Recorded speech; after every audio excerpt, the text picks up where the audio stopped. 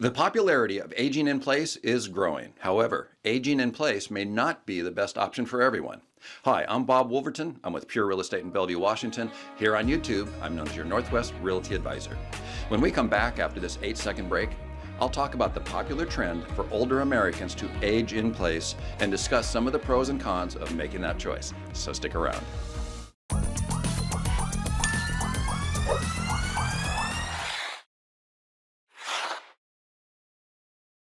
When we talk about aging in place, what we're talking about is the idea that you will be remaining in your own home for the latter years of your life. Not moving into a smaller home, not moving into assisted living, not moving into a retirement community or other available options. There's no doubt about it. There's definitely a comfort in staying in a home you've lived in for years and years instead of moving into a totally new or unfamiliar environment. There is, however, new information that suggests this may not be the best option for everyone. Obviously, when we weigh the pros and cons of aging in place, the familiarity of your current home is definitely in the pro column. But the potential financial drawbacks to remodeling or renovating your home might actually be more costly than the long-term benefits. Current statistics show of the 24 million homeowners age 65 and over, more than 80% live in a detached single-family home. And the majority of these homes are now over 40 years old and therefore can present maintenance challenges for their owners.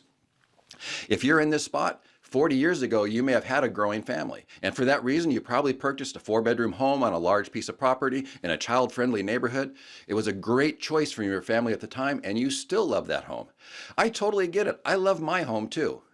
But today, your kids are likely grown and moved out, so you don't need all those bedrooms. Yard maintenance is probably very time-consuming too, not to mention cleaning out the rain gutters. Or maybe you're traveling more than ever, and you'd be better served with something you can just lock up and leave it for months without worry. That might be an appealing option too. Or you might be thinking about taking some equity out of your home and converting one of your bedrooms into a massive master bathroom, and maybe another room into an open space reading nook. Or you might also be thinking about cutting back on that lawn maintenance by installing a pool surrounded by beautiful paving stones, or maybe it's time to install artificial turf in the front yard and the backyard to avoid the lawn maintenance. It all sounds wonderful, doesn't it? For the short term, you may really enjoy these new upgrades, but you'll still have to climb those stairs, pay to heat and cool a home that's larger than what you need, and continue fixing all of the things that can start going wrong with a 40-year-old home. While it's typically less expensive to remain in your home than to pay for assisted living, that doesn't mean it's a slam dunk to stay where you are. Many people look at the monthly cost of staying in their home, but often overlook the cost to manage the ongoing maintenance and care for your home and for yourself. So, at some point, the time may come when you decide to sell your home anyway. And that can pose a big challenge if you've already taken cash value out of your home and used it to do the type of remodeling we mentioned earlier. Realistically, you may inadvertently lower the value of your home by doing things like reducing the number of bedrooms. The family moving into your neighborhood today is probably similar to what your family was 40 years ago. They probably have young children. They need the extra bedrooms, and they may be nervous about that new pool you recently installed. The bottom line is this. Before you spend the money to remodel or renovate your current home so that you can age in place, let's get together over a cup of coffee and discuss the pros and cons and look at all of the available options to determine what is truly your best option.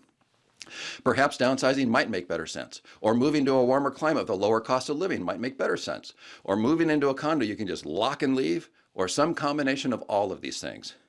But either way, if aging in place is something you or a loved one is thinking about, before you spend money on that remodel, before you spend money on modifying that landscaping, let's get together over a cup of coffee and discuss all of your options and figure out what makes the best sense for you.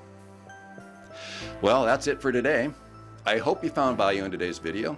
If you did, click that subscribe button and click that reminder bell. That reminder bell will notify you when I post new videos. If you like today's video, give it a thumbs up. That's feedback to me that I'm giving you information of value. And finally, please share this link with someone you know who can benefit from the information on this YouTube channel.